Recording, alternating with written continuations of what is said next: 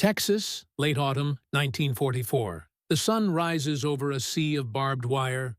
A cold mist clings to the ground, curling around wooden guard towers. Inside the perimeter, hundreds of German officers stand in formation, their gray uniforms wrinkled, their eyes hollow from weeks of transport across the Atlantic. Then, a smell drifts through the air, warm, sweet, unmistakable. Fresh bread. Across the yard, American soldiers wheel out trays of golden loaves from a mobile field bakery. Steam rises from metal coffee urns lined neatly beside them. The sound of ladles clinking against tin mugs breaks the morning silence. The Germans stare, frozen. They had expected punishment, starvation, humiliation. Instead, a U.S. sergeant calmly gestures toward the food line. Every man receives a slice of bread and a cup of coffee. Real coffee. Not barley substitute, not burned grounds. The genuine thing. Some officers exchange glances, disbelief etched on their faces. In that quiet Texas morning, one truth becomes clear. America fought its enemies differently, with power, but also with principle. By mid-1943, the war had turned. Across North Africa, entire German divisions were collapsing under the weight of American and British offensives. Tens of thousands of Axis soldiers, once the pride of Rommel's Afrika Korps, surrendered in Tunisia. They expected a brutal fate: hard labor, starvation, or death.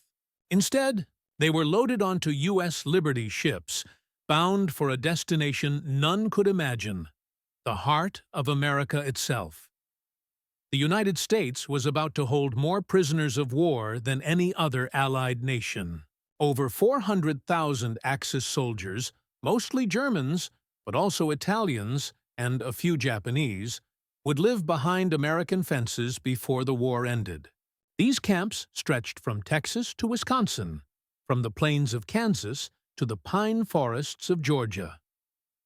Each camp followed the same blueprint: open land, wooden barracks, watchtowers, and rows of fencing.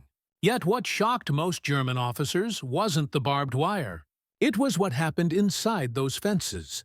America's treatment of prisoners was shaped long before the first transport arrived. In 1929, the Geneva Convention established international standards for POW treatment: food, housing, medical care, and humane conduct. While some nations ignored these rules, Washington chose to enforce them rigorously. The War Department viewed compliance not as mercy, but as strategy. Every German treated humanely in Texas or Oklahoma meant an American airman, captured in Europe, had a better chance of surviving captivity. General Eisenhower made it clear: U.S. behavior toward prisoners would set the moral tone for the entire Allied cause. So when the first POWs stepped off trains in places like Camp Hearn, Texas, they were stunned. The guards were strict but calm. Orders were followed by routine, not rage. The barracks were basic but clean. Medical tents were stocked. And the food was unlike anything prisoners had known since the war began. Each camp had its own kitchen.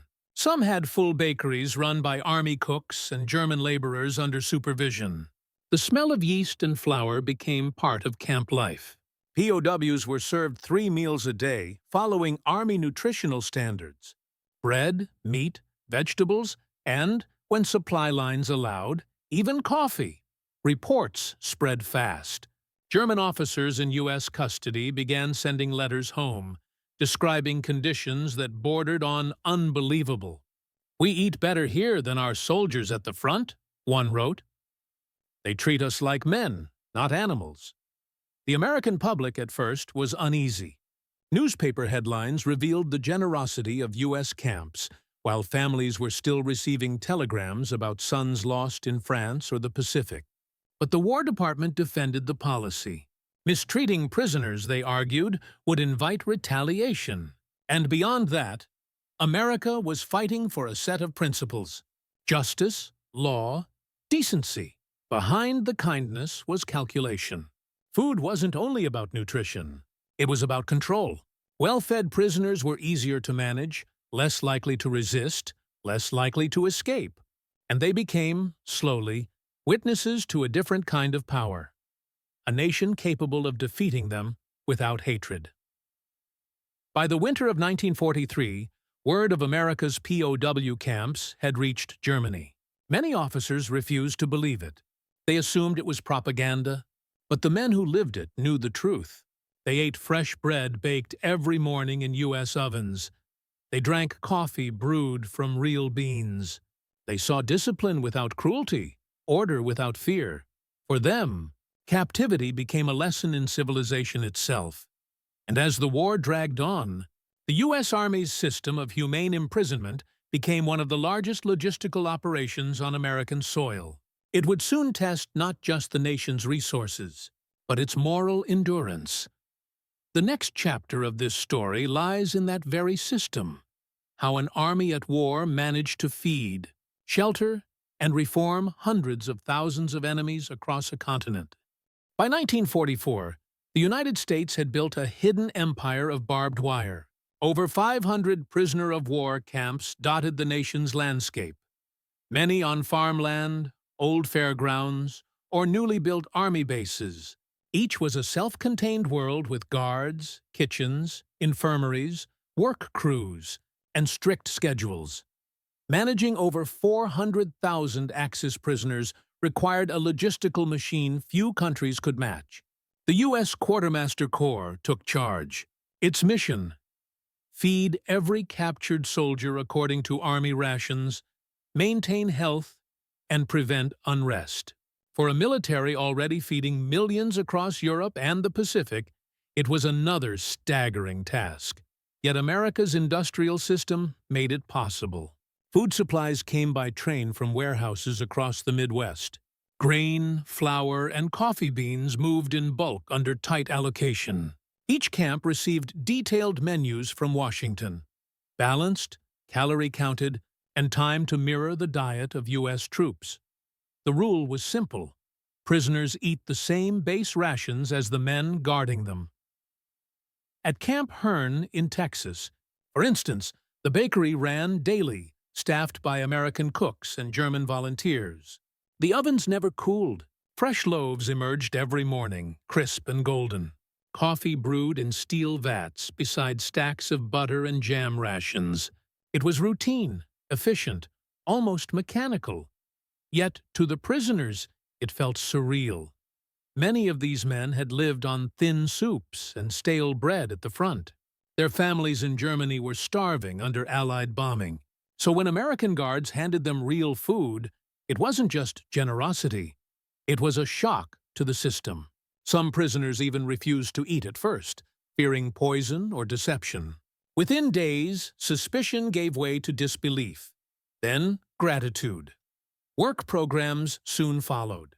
The War Department assigned POWs to nearby farms, lumber yards, and military construction sites. Payment came in canteen coupons, which they could use to buy soap, writing paper, or cigarettes. The men returned each evening to hot meals, showers, and sometimes organized recreation. Soccer matches, orchestras, even language classes. For the Americans, this was more than charity. It was policy, rooted in the Geneva Convention. Prisoners who worked had to be fed properly. Camp discipline depended on order and predictability, and humane treatment wasn't weakness. It was psychological strength. Behind the wire, something unexpected began to happen. German officers who once worshipped Hitler's ideals started to question them. They saw guards treating captured men with fairness, not brutality. They saw black and white American soldiers eating from the same kitchen, something unimaginable in Nazi ideology. American officers noticed the change too. Reports described German morale as stable but reflective. Propaganda from Berlin, claiming America tortured its prisoners, lost credibility. The truth was visible in every loaf of bread and every steaming mug of coffee. Not all Americans approved. Letters poured into Washington from angry citizens demanding harsher conditions for the enemy. The Office of War Information responded carefully. They explained that every well-treated German meant better chances for American POWs in Europe. It wasn't about kindness. It was about reciprocity, discipline, and moral authority. By late 1944, as Allied forces advanced into France, the system reached its peak. Trains carrying new prisoners rolled in weekly. Camps expanded, new bakeries opened, and thousands of German laborers kept America's wartime agriculture running. Some POWs began to refer to their confinement as a strange kind of peace. When word reached German high command that their captured men were being served bread and coffee daily, disbelief turned to quiet anger. Propaganda officials dismissed the reports, but German officers who were later repatriated confirmed everything. The contrast was stark. In German camps, captured Allied troops endured hunger, disease, and exposure. In American camps, Axis officers were learning that discipline could exist without cruelty, and that morality could be as powerful as any weapon. Soon, that realization would reach its peak. The moment of shock, when German officers watched Americans baking bread not for themselves, but for their captives, became the heart of this story. That moment would unfold in a camp deep in Texas, on a quiet morning in 1944. The story of fresh bread and hot coffee in U.S. prison camps wasn't a single act of kindness. It was the product of a system, a series of deliberate choices grounded in policy, psychology, and principle. To understand why it shocked German officers so deeply, we have to view it from several angles. 1. The human angle. The first thing every captured soldier noticed was the humanity. After years of propaganda painting Americans as barbarians, German officers expected humiliation. Instead, they found discipline wrapped in calm professionalism. Guards gave clear orders but didn't shout. Rules were strict but predictable. And when breakfast arrived, it came with quiet efficiency. Fresh bread, butter, and coffee. This small act had a psychological impact far beyond food. It shattered the enemy's expectations. For many German officers, it was their first real encounter with the American character. Pragmatic, confident, and fair. Letters smuggled back to Germany described these scenes in disbelief. One officer wrote, "The Americans have mastered the art of control without hate." Another admitted, "They treat us better than we treated our own prisoners." Within the wire, the bitterness of defeat slowly gave way to reflection. War propaganda lost its grip. The enemy had become human again. The tactical angle to the U.S. Army. Kindness was not weakness. It was control. Feeding prisoners well kept them healthy, calm, and manageable. The Quartermaster Corps calculated daily calorie counts precisely. 3,200 for laborers, 2,800 for officers. Food became a tool of stability. Escapes dropped sharply when camps maintained steady meals and fair treatment. Riots were rare. Guards, mostly National Guard units and older veterans, found their jobs easier. There was no need for fear when order came from respect. This system reflected the American approach to warfare itself, efficiency through structure. Every camp ran on schedules, reports, and inspections. Bread wasn't just baked. It was logged, weighed, and distributed by exact count. The result was a network of camps that ran like small cities. Every detail, down to coffee supply, was tracked and optimized. It was the same logistical genius that built the Red Ball Express in Europe or supplied B-17 bases across England, now applied to the care of captured enemies. To German officers raised in a rigid military culture, this precision was familiar, but the motive behind it was alien. The Americans weren't efficient for domination. They were efficient for fairness. The technological angle, the mobile bakery became a symbol of American ingenuity. These units were mounted on trucks or trailers, each equipped with field ovens, mixers, and fuel supplies.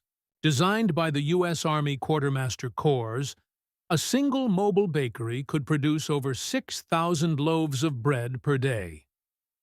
During the war, these bakeries followed front-line troops in Europe and the Pacific. But in the United States, they served another purpose: feeding prisoners across hundreds of camps. The design was simple yet powerful. Lightweight steel ovens, operated by a team of 6, could bake continuous batches. American technicians maintained them meticulously, ensuring constant operation. For German officers used to scarcity and improvisation, this was a revelation. The idea that an army would use its industrial power not only for victory, but for decency, was deeply unsettling. Bread had become a psychological weapon, a quiet demonstration of abundance and capability.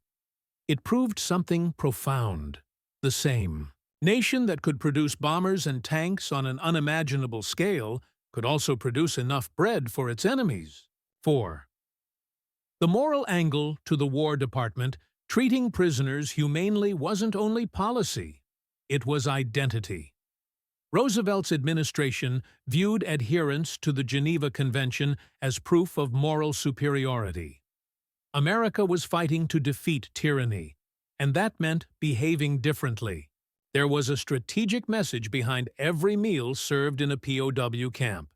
It told the world, and the prisoners, that democracy didn't fear decency.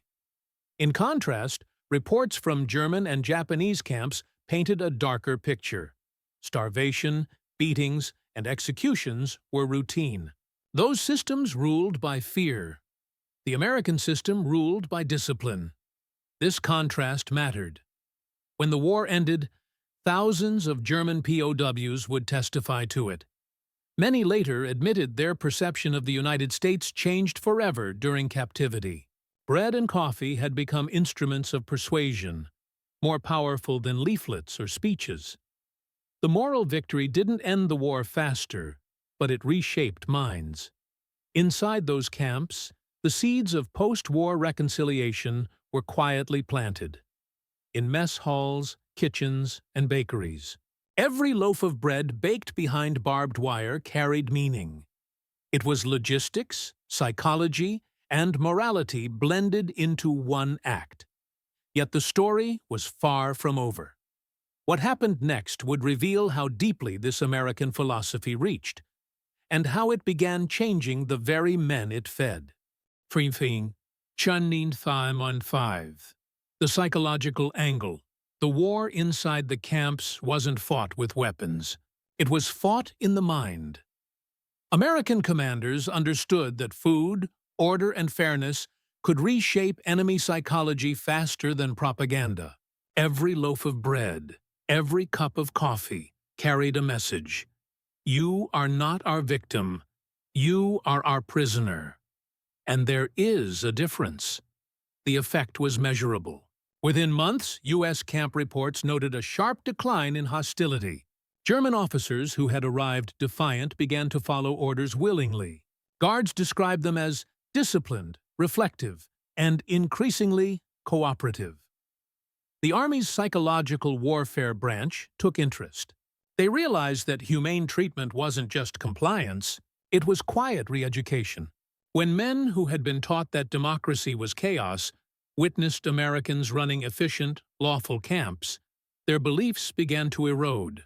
Some prisoners even volunteered to assist guards or teach classes. Others started questioning Nazi ideology among themselves. At Camp Ruston in Louisiana, German officers organized lectures on democracy, using materials provided by the U.S. Information Service. The simple routine of bread and coffee every morning symbolized consistency, something Germany's collapsing front could no longer offer. The smell of freshly baked bread became the smell of stability. And as months passed, the American strategy worked. They didn't win loyalty. They won respect. The leadership angle: none of this happened by accident. It was the product of leadership rooted in moral clarity. President Franklin D. Roosevelt and General Dwight D. Eisenhower both insisted on strict adherence to the Geneva Convention. They knew the moral optics of this war mattered. In one internal memo, the War Department reminded commanders, "The manner in which we treat prisoners today will determine how our men are treated tomorrow." It wasn't just an order. It was a principle. Military police training emphasized professionalism. Guards were reminded that cruelty weakened discipline. "You represent the United States," one manual read. "Act as such." Eisenhower, who had witnessed the chaos of World War I, believed civilization itself was on trial. He wanted every German officer in captivity to see the difference between a dictatorship that ruled by fear and a democracy that ruled by law. That directive reached even the smallest outposts. Camp commanders inspected food quality daily. Rations were weighed, coffee diluted evenly, and bread counted. The leadership didn't seek gratitude from the enemy. It sought order, respect, and legitimacy. Every camp became a quiet reflection of what America claimed to stand for: power under restraint.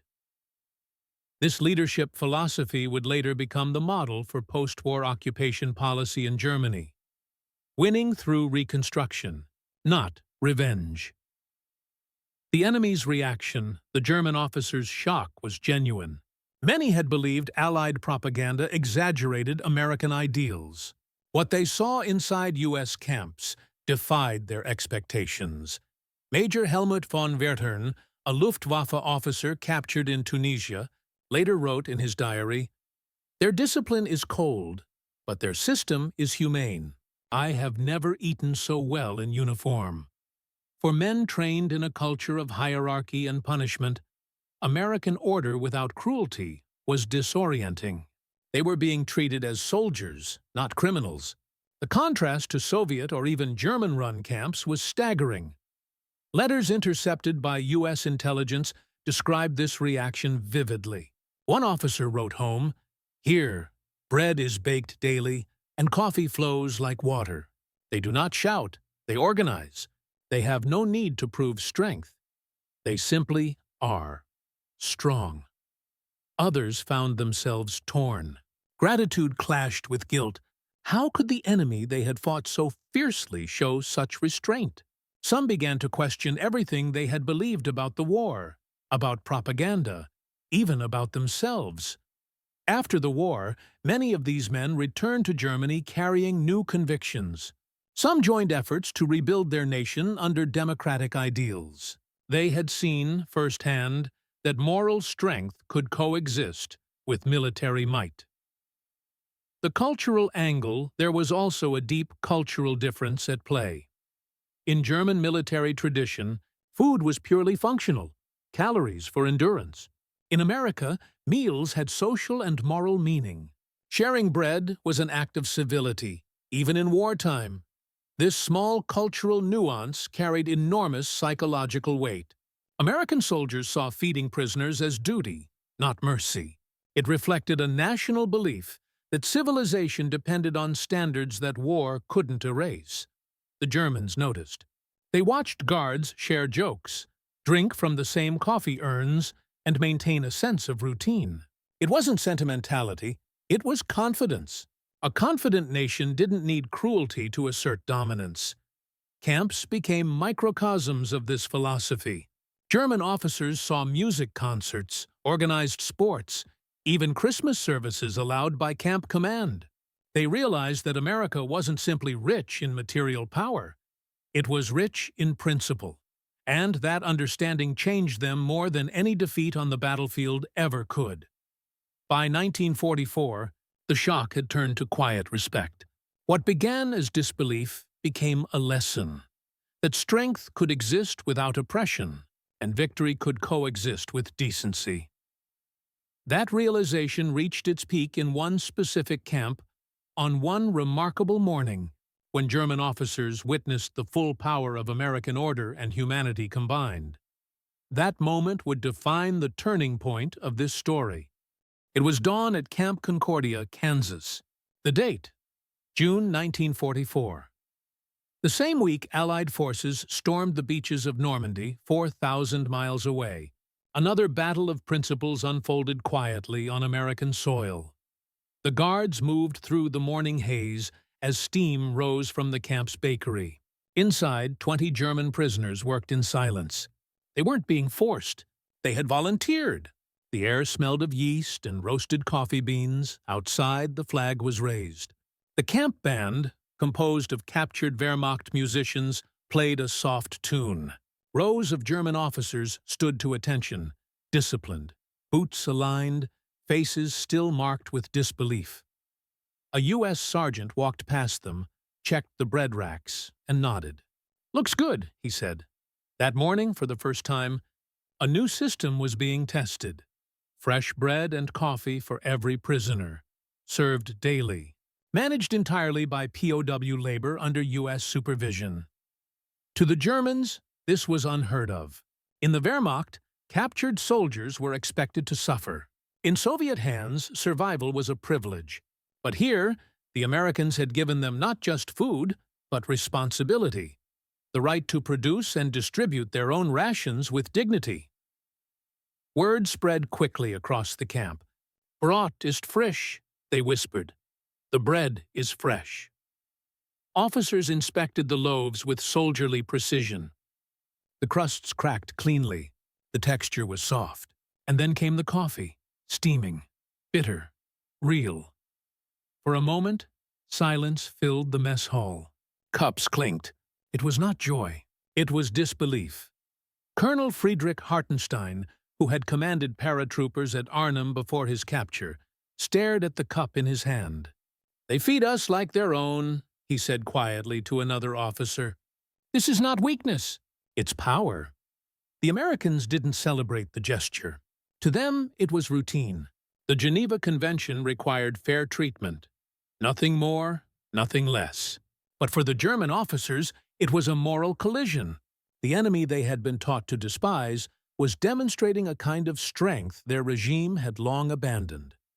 Behind that simple act was a carefully constructed system. The camp bakery was modeled after military efficiency. U.S. engineers had designed ovens capable of producing 10,000 loaves daily. The flour came from Kansas mills, the beans from Texas. Prisoners handled every stage under guard supervision. Reports from the U.S. Army Quartermaster Corps describe how the process was tracked with precision. Dough weights, bake times, temperatures, nothing was improvised. Everything was ordered. To the Germans, it was a shockingly familiar kind of discipline. Except it was guided by principle, not ideology. Every morning followed the same rhythm. Roll call, bread distribution, coffee served, and daily work assignments. This structure mirrored the military life they knew, but stripped of brutality. And that was the point. The Americans understood that maintaining discipline through fairness created stability faster than intimidation ever could. The psychological transformation was visible.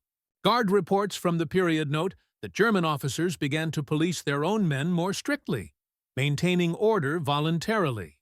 Incidents of disobedience dropped by nearly half within 2 months of the bread and coffee system's introduction. The turning point came one morning in late July 1944. A group of new prisoners arrived from France. Men captured during the Normandy campaign. They were exhausted, defiant, and hungry. As they entered the camp, they shouted insults at the guards. Veteran prisoners watched in silence. Then something unexpected happened. Colonel Hartenstein stepped forward. He ordered the newcomers to stand down, then addressed them directly in German. "You will eat, you will work, and you will follow their rules. They treat us as soldiers. Act like it. The Americans didn't intervene." They didn't have to. The German command structure had reformed itself inside the camp. Not through fear, but through mutual respect. The new arrivals quieted down. Minutes later, they too were handed bread and coffee. The rebellion dissolved into calm routine. A U.S. officer recorded the event in his report. Discipline restored without incident. Leadership among prisoners now self-sustaining. Morale high. No hostility toward guards observed. It was a small, almost invisible victory, but it carried enormous symbolic weight. At that moment, Camp Concordia became more than a prison. It became a demonstration that democracy could organize even its enemies without breaking them. The system spread quickly. Other camps in Texas, Oklahoma, and Arizona adopted the same model. Fresh bread became a national standard for POW rations. By late 1944, the U.S. was producing millions of loaves a week for enemy prisoners across the continent. Journalists visiting the camps were astonished. Life magazine described the scene as strangely civilized. German soldiers behind wire fences, drinking coffee and speaking politely with American guards. The Army knew this wasn't just good optics, it was strategy. Humane treatment created order. Order created efficiency. Efficiency freed resources for the real war effort abroad. But for the Germans, it was something deeper. It was proof that moral power could command obedience as effectively as fear ever could. That morning in Kansas marked a quiet shift. The day when former enemies began to see the U.S. not as conquerors, but as an idea. And that idea would only grow stronger. As the war turned toward its brutal final year, the next phase would test whether this moral order could survive under pressure. When the war's end brought chaos, anger, and revenge.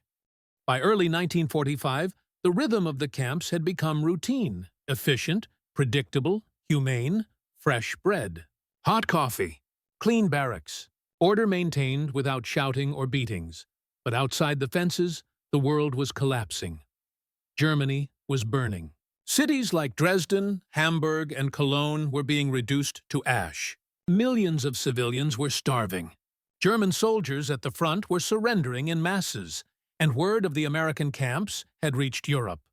Letters from captured officers, screened by U.S. censors, still carried fragments of truth home.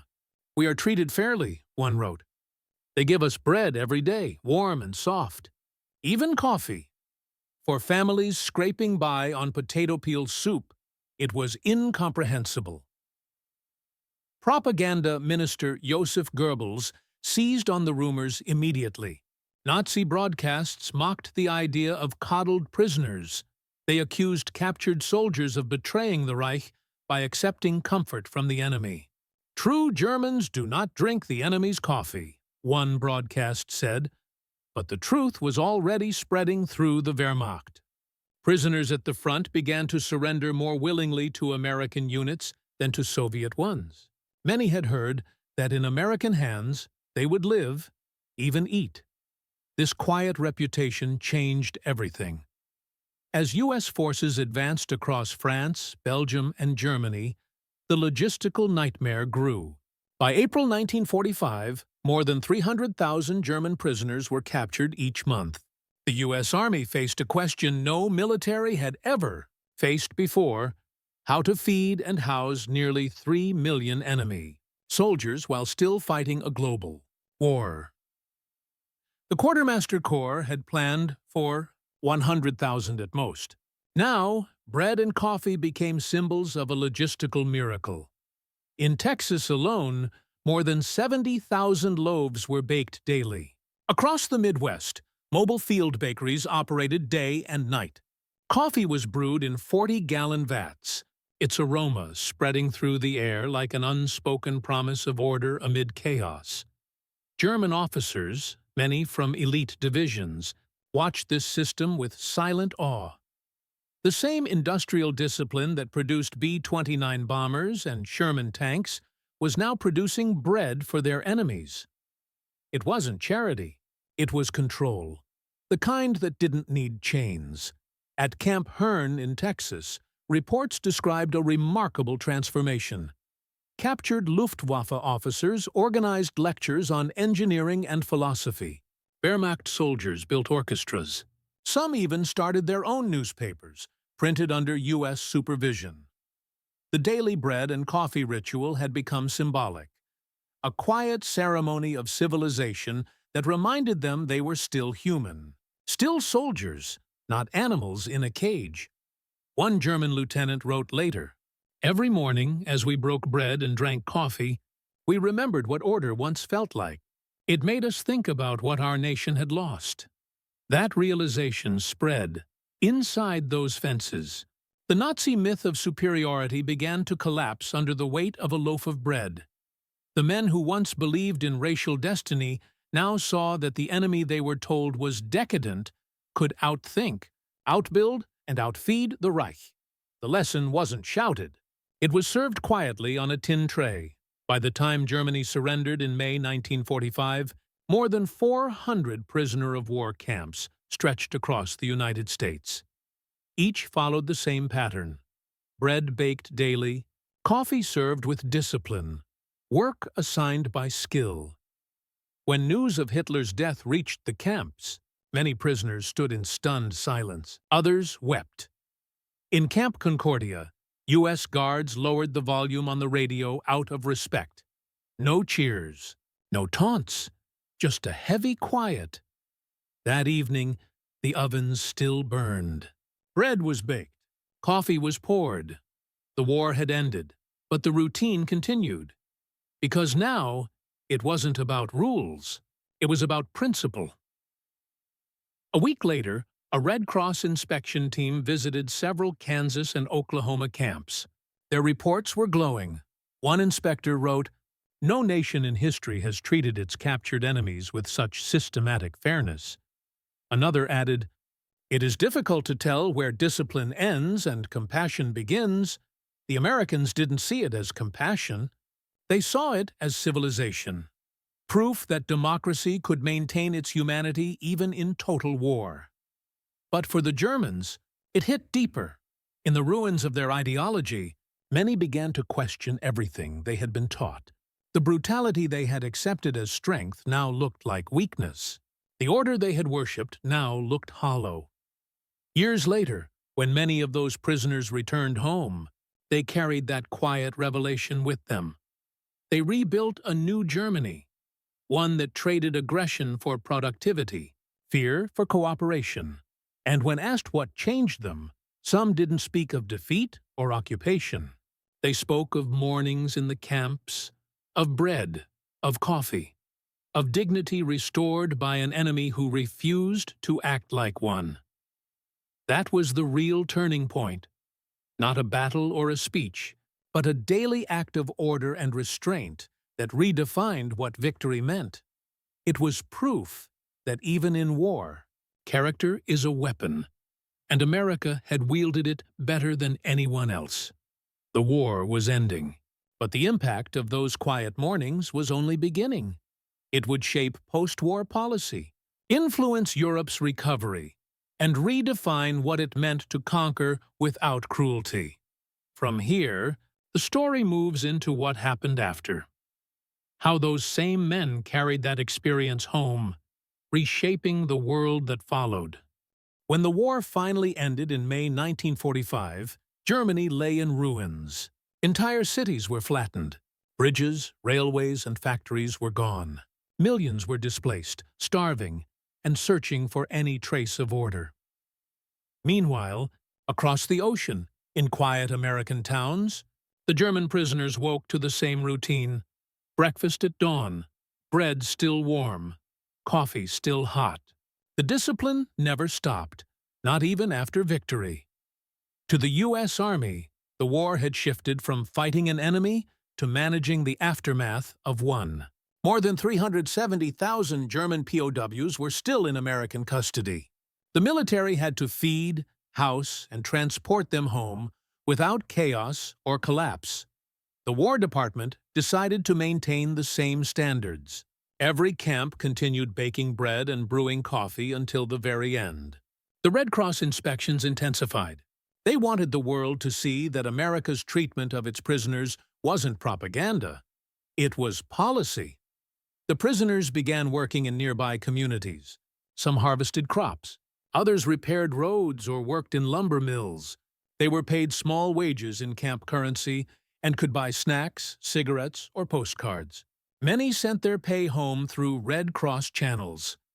Locals who had once feared Nazi soldiers soon realized the men behind the wire were simply tired young farmers, mechanics, and students. Some guards shared meals with them. Others traded stories. In Texas, farmers invited POW work crews to family dinners after the war ended. This slow human contact changed perceptions on both sides. One Kansas farmer said later, "I stopped seeing them as enemies the day they thanked my wife for the coffee." For many prisoners, this period became an education in what democracy actually looked like. The system that had beaten them didn't gloat or humiliate. It functioned cleanly, efficiently, and with quiet confidence.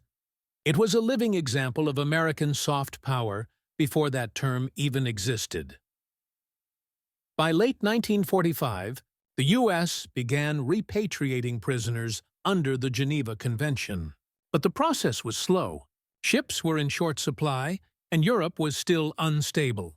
Many POWs didn't leave until mid-1946, and some stayed until early 1947. During that time, America made sure their final months were orderly. Camps closed one by one, and prisoners were transferred to staging areas near ports. Before departure, each received a physical exam, a final meal, and new clothing. Simple khaki uniforms marked PW. The last breakfast was always the same: bread, coffee. It became a quiet ritual of closure. For many, that taste would stay with them for life.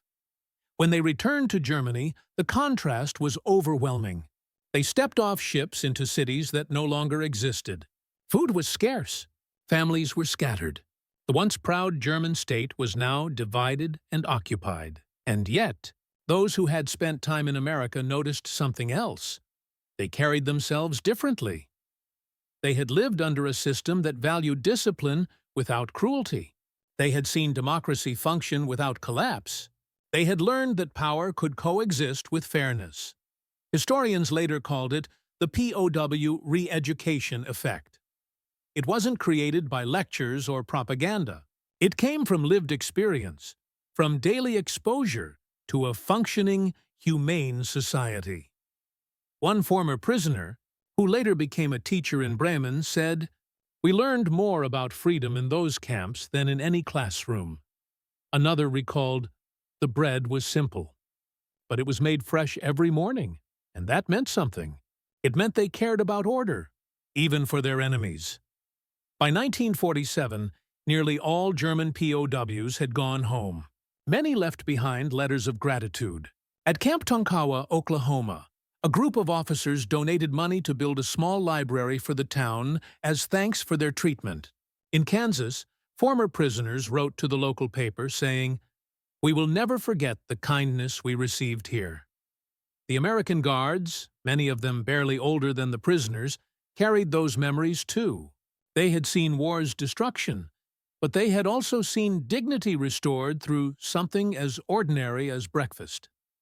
The camps had closed, but the legacy of that system was just beginning to shape the post-war world. And it didn't end with bread and coffee. It became the foundation of how America would handle victory itself.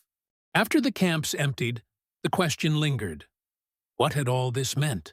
The war was over, but its lessons were just starting to unfold. In Europe, Allied occupation authorities quickly realized something unexpected. The returning POWs who had spent time in the United States were different from those released from Soviet or French captivity. They were healthier, calmer, and far less bitter. Many even spoke about the fairness of their captors. German communities noticed it too. The men who came back from America didn't bring home resentment. They brought discipline, order, a sense of stability that Germany desperately needed in its ruins. Sociologists later documented how former U.S.-held POWs became a stabilizing force in early West Germany. Many joined reconstruction projects, started small businesses, or entered local government. Their view of America, not as a conqueror, but as a functioning system, influenced how post-war German democracy developed. Some even helped spread new ideas about worker rights, management efficiency, and fair treatment, principles they'd observed firsthand in the camp's structure. Washington understood this impact. The humane POW system had not only upheld American values, it had quietly become a tool of influence. By treating captured enemies with dignity, the United States had shown the power of moral leadership. It wasn't just about guns or machines. It was about proving that democracy could remain civil under total stress. During the early Cold War, American policymakers cited the POW program as an example of how to win without hatred. The logic was simple. Strength backed by decency builds legitimacy. That philosophy would later shape U.S. strategies in Europe, from the Marshall Plan to the Berlin Airlift. Feeding the enemy had become part of the same moral framework that now aimed to rebuild them. And it all began, in a way, with bread and coffee. Not all Germans believed it at first. Some officers, hardened by ideology, dismissed the treatment as manipulation, a soft weapon designed to break their pride. But as years passed, even skeptics admitted that America's restraint had forced a deeper reflection.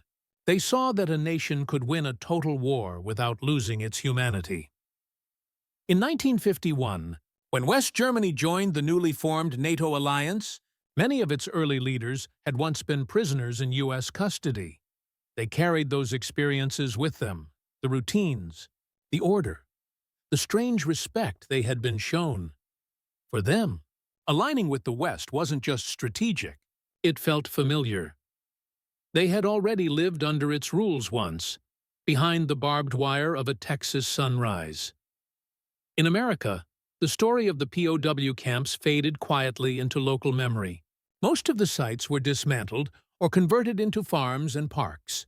A few old foundations remain, hidden under grass and wildflowers, but in those towns, older residents still tell stories about the German prisoners who worked the fields, who built fences, who learned English from local kids, about how strange it was, feeding the same men their sons had fought, and how, over time, it didn't feel strange anymore.